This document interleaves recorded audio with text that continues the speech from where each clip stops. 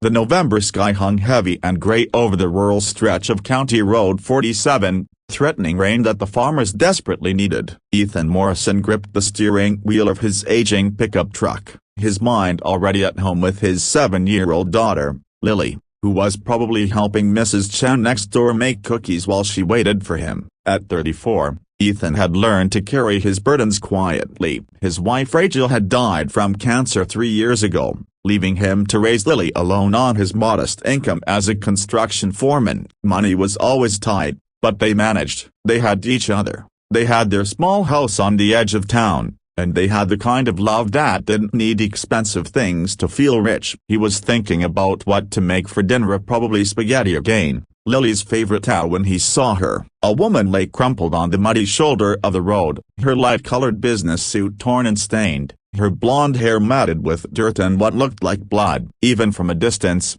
Ethan could see the unnatural stillness of her lower body, the way her legs lay at odd angles, and the dark bruises already forming on her face. Ethan's heart hammered as he pulled over and jumped out, his boots squelching in the mud. As he knelt beside her, he could see she was breathing a shallow, labored breaths that spoke of pain and shock. "Ma'am, can you hear me?" Ethan carefully touched her shoulder, checking for a response. The woman's eyes fluttered open, striking blue eyes filled with confusion and terror. Her lips moved, but no sound came out at first. Then, barely a whisper, "Help. Please." "I've got you," Ethan said, already pulling out his phone to dial 911. "Don't try to move." "What happened? Who did this to you?" The woman tried to speak again, but her words were incoherent, jumbled. Ethan could see she was in shock, possibly concussed. The bruises on her face looked like someone had beaten her severely, and the way her legs wouldn't move. 911. "What's your emergency?" "I found a woman on County Road 47, about 2 miles past the Miller farm. She's badly injured. It looks like she's been beaten and possibly has a spinal injury. She's conscious but confused. We need an ambulance immediately." As he gave the dispatcher details, Ethan carefully removed his jacket and draped it over the woman to keep her warm. The rain that had been threatening finally began to fall, light at first, then heavier. "The ambulance is about 15 minutes out," Ethan told the woman, trying to keep his voice calm and reassuring. "You're going to be okay. Can you tell me your name?" The woman's eyes fixed on his face, and he could see her struggling to focus, to remember. "Ava," she finally whispered. "Ava Sinclair." The name meant nothing to Ethan. "Okay, Ava, I'm Ethan. Can you tell me what happened? Do you remember who hurt you?" Ava's face contorted with effort and pain. My husband. I was leaving him. He found out. Hit me. Pushed me." Her words came in fragments, each one seeming to cost her enormous effort. "From the car." Moving car. Horror washed over Ethan. Someone had beaten this woman and then pushed her from a moving vehicle. What kind of monster did that? "Did you see which direction he went?" Ethan asked, already knowing the police would want to know. But Ava's eyes were glazing over, shock and pain stealing her consciousness. Ethan kept talking to her, kept trying to keep her present, but she faded in and out, sometimes looking at him with terrified recognition, sometimes with the blank stare of someone not fully there. When the ambulance finally arrived, followed quickly by a county sheriff's deputy, Ethan explained everything he knew. The deputy took his statement while the paramedics worked on stabilizing Ava. "Mr. Morrison," one of the paramedics said as they prepared to load Ava into the ambulance, "you probably saved her life. Another hour out here in this cold, in her condition, she wouldn't have made it." Ethan nodded, watching as they carefully secured Ava's spine before moving her. He saw her eyes searching for him, saw her mouth form the word "thank you" though no sound came out. "I'll check on you at the hospital," he called to her, surprising himself with the promise. But something about her terror, her vulnerability, had touched something in him. He couldn't just walk away. At the hospital, Ethan learned that Ava had 3 cracked ribs, a severe concussion, facial fractures, and a spinal injury that had left her paralyzed from the waist down up. The doctors weren't sure yet if it was permanent or temporary. She was being kept for observation and would need extensive treatment. The sheriff's department was already investigating, and Ethan gave them every detail he could remember. They told him they'd be in touch if they had more questions. It was past 8 by the time Ethan finally made it home. Lily ran to him, full of stories about the cookies she'd made with Mrs. Chen, and Ethan held her tight, grateful for the normalcy of her chatter, for the safe, simple warmth of their little house. But that night, he couldn't stop thinking about Ava Sinclair and the terror in her blue eyes. 3 days later, Ethan stopped by the hospital during his lunch break. He told himself he just wanted to check on her condition, to make sure she was recovering. But deeper down, he knew it was something more. A connection formed in crisis, a responsibility he felt towards someone he'd found broken and alone. The nurse at the desk gave him Ava's room number, and he knocked softly before entering. Ava lay in the hospital bed, her face still badly bruised but cleaner now, her blonde hair brushed and pulled back. She was awake, staring at the ceiling, but when Ethan entered, her eyes fixed on him with immediate recognition. "You came back," she said, her voice stronger than it had been on the roadside. "I wanted to see how you were doing," Ethan said, pulling up a chair beside her bed. "How are you feeling?" "Like I got hit by a truck," Ava said with a weak attempt at humor. Then her face grew serious. "The doctors say the paralysis might be permanent. They won't know for sure for a few weeks, but it's not looking good." "I'm sorry," Ethan said, and meant it. Ava studied him for a long moment. "Why did you come back? You don't know me. You saved my life. Yeah, that's more than enough. You don't owe me anything else." Ethan thought about how to answer. "I have a daughter," he finally said. "She's 7, and I keep thinking of what if someday she's in trouble, and everyone just drives past. I'd want someone to stop, to care enough to check if she was okay." "Your wife is lucky," Ava said softly. "I'm a widower, 3 years now." "I'm sorry." Ava looked away, tears spilling down her cheeks. "I'm sorry. I don't usually fall apart like this. It's just everything is such a mess. My husband, ex-husband now, I guess he's out on bail. They arrested him, but his family has money and connections, and somehow he's already out. The doctors say even if I recover some mobility, I'll never walk normally again. My career is over. I have no home. I can't go back there. I don't even know what I'm going to do when they release me from here." "What did you do for work?" "I mean, I am a federal prosecutor, or I was. I specialized in organized crime cases." Ava laughed bitterly. "Ironic, isn't it? I put criminals away for a living, and I couldn't even see that I'd married one. Clayton, my husband, he seemed so normal, so charming. But after we got married, he changed. Or maybe he just stopped hiding who he really was." The violence started small, a grabbed arm, a shove. Then it escalated. "I was finally planning to leave him, had filed for divorce. He must have found the papers I'd hidden, and he just snapped." Ethan listened, his heart aching for this woman who'd survived so much only to have her whole life destroyed. "Do you have family?"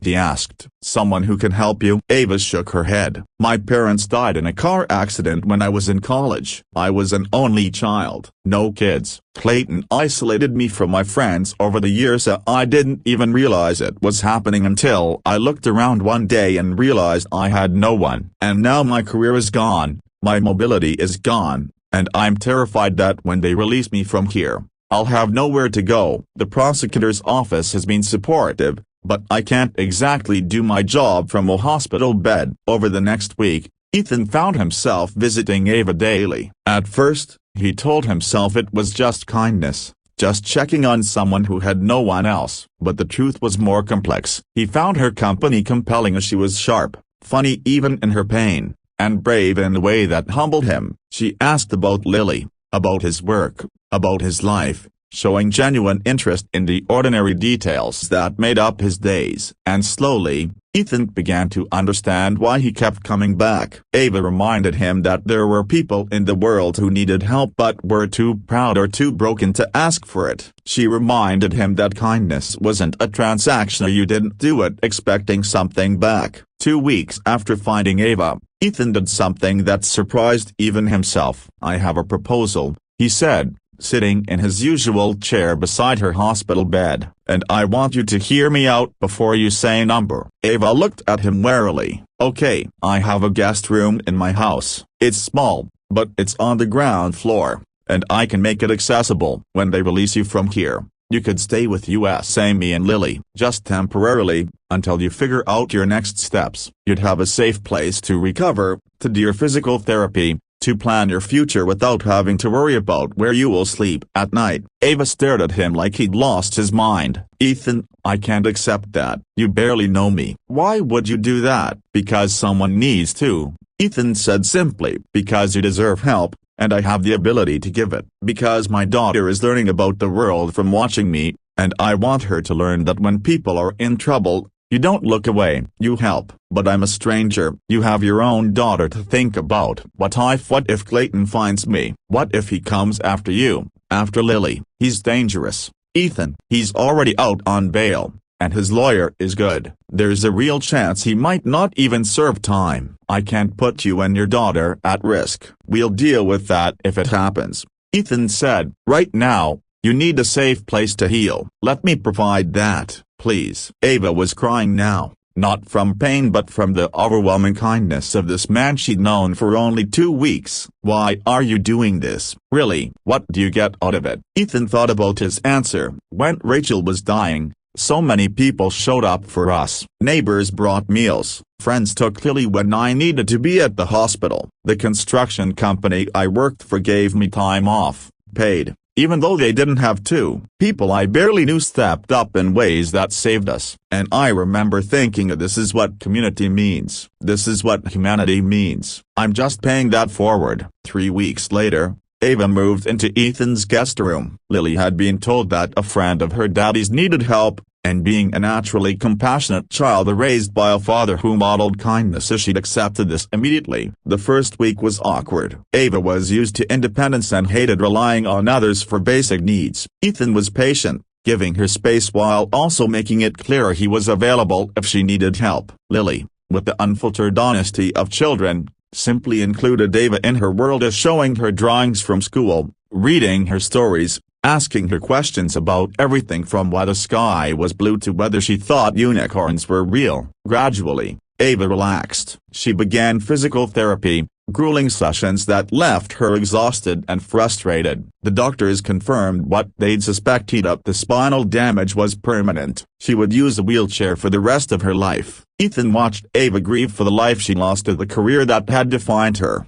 the physical abilities she'd taken for granted. But he also watched her rebuild. She started working remotely for the prosecutor's office, consulting on cases from home. She learned to navigate the wheelchair with increasing confidence, and slowly, she became part of their small family. 4 months after Ava moved in, Clayton's trial began. He was charged with attempted murder, domestic violence, and assault. Ava had to testify, and Ethan drove her to the courthouse each day, sat in the gallery while she faced the man who destroyed her body but not her spirit. Clayton was convicted and sentenced to 15 years. When the verdict was read, Ava didn't cheer or celebrate. She just sat in her wheelchair, tears streaming down her face, and whispered, "It's over. It's finally over." That evening, back at Ethan's house, they sat in the backyard while Lily played on her swing set. "I need to tell you something," Ava said. "I've been keeping a secret from you." Ethan felt his stomach drop. "Okay, before all this happened, before Clayton destroyed my life, I had money, a lot of money. I come from wealth and my parents left me a substantial trust fund, and I've been very careful with it over the years. Plus my salary as a federal prosecutor wasn't bad. I've been living here, accepting your help, letting you spend your limited resources on me. And all this time I've had more than enough money to support myself." Ethan was confused. "Then why didn't you say something? Why did you stay?" Ava met his eyes. "Because I was terrified. Terrified that if you knew I had money, you'd stop seeing me as someone who needed help and start seeing me as someone who was taking advantage of you. I've spent my whole life with people wanting things from me, my status, my connections, my money. Clayton married me for it. I'm sure. When you found me on that road, you didn't know who I was or what I had. You helped me because I was a human being in need. That was it. And living here with you and Lily, I've experienced something I haven't felt since my parents died. I felt valued for who I am, Not what I have. She took a shaky breath. But it's not fair to you. You've been struggling financially. I've seen the bills on your desk, the way you budget every dollar for Lily's needs. So I want to pay you back for everything, for the groceries, the modifications you made to the house, the gas to drive me to physical therapy and the courthouse. I want to. No, Ethan interrupted. No, number. I didn't help you because I expected payment. I helped you because you needed help. Accepting money for that would turn it into a transaction, and that's not what this is. But Ethano, however, Ethan continued, if you want to contribute to the household as a member of the family, that's different. You live here, you're part of our lives. If you want to chip in for groceries, for utilities, for Lily's school supplies, that's not payment, that's participation. Ava was crying again, but smiling through her tears. You're an impossible man, Ethan Morrison. So I've been told. Over the following year, their household found the rhythm. Ava continued her consulting work and began writing a book about domestic violence in professional settings. Ethan's construction company promoted him to project manager with a significant raise. Lily thrived. Her family expanded by the woman in the wheelchair who helped her with homework and told her stories about putting bad guys in gaol. And somewhere along the way, Ethan and Ava fell in love. It happened quietly, naturally, in the accumulated moments of shared meals and late-night conversations, in the way Ethan's hand lingered when he helped Ava with something, in the way Ava's face lit up when he came home from work. Lily noticed first. Daddy, she said one evening, do you love Ava? Ethan, caught off guard, fumbled for an answer.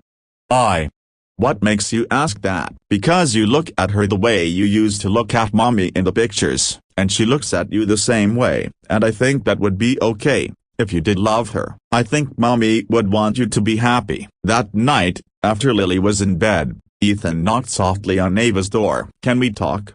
He asked. They sat together in her room, the room that had become her sanctuary and recovery space over the past year. Lily thinks I'm in love with you, Ethan said without preamble. Ava's breath caught. And are you? Yes, completely, terrifyingly. I love you, Ava. I love your strength, your intelligence, your humor, the way you've rebuilt yourself from pieces. I love how you treat Lily, how you've become part of our family. I love you exactly as you are, a wheelchair and all. Ava was silent for a long moment, tears streaming down her face. I'm afraid, she finally whispered, of me, of being loved again, of trusting again. Clayton destroyed so much. Ethan, what if I can't be what you need? What if my damage is too great? Ethan took her hands in his. We're all damaged, Ava. I'm damaged from losing Rachel, from the fear that I'm not enough for Lily, from the constant worry about money and the future. You're damaged from Clayton's violence and betrayal. But maybe our damages fit together. Maybe we can heal each other. I love you too,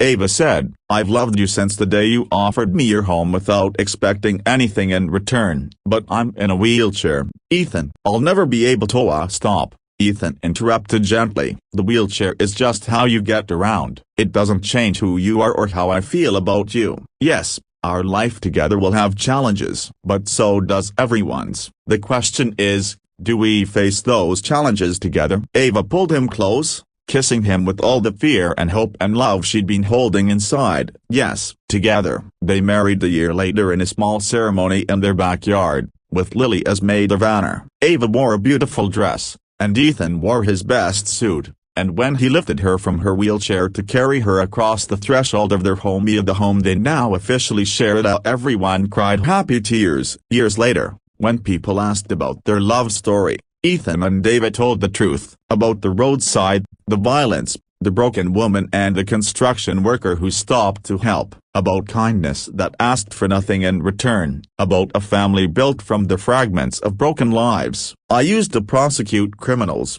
Ava would say. I thought I understood violence, understood victimhood, but I didn't really understand until I became a victim myself. And I didn't understand grace until Ethan showed me what it looked like, not as a transaction or a religious concept, but as a simple, radical act. He saw someone broken and didn't look away. He offered help without conditions. He taught me that being in a wheelchair didn't diminish my worth, that being a victim didn't have to define my story, that love could bloom even from the worst devastation. Ethan would add, Rachel taught me to be kind. Ava taught me that kindness matters more than we realize, that stopping for a stranger isn't just the right thing to do, sometimes it changes your whole life. I thought I was saving Ava that day on the road, but really, we saved each other. And Lily, grown now and studying to be a social worker, would say, they taught me that family isn't just about blood, it's about showing up, it's about seeing people in their worst moments and choosing to stay. It's about love that doesn't quit when things get hard. The wheelchair never disappeared. Ava's body never miraculously healed, but she built a life, a beautiful,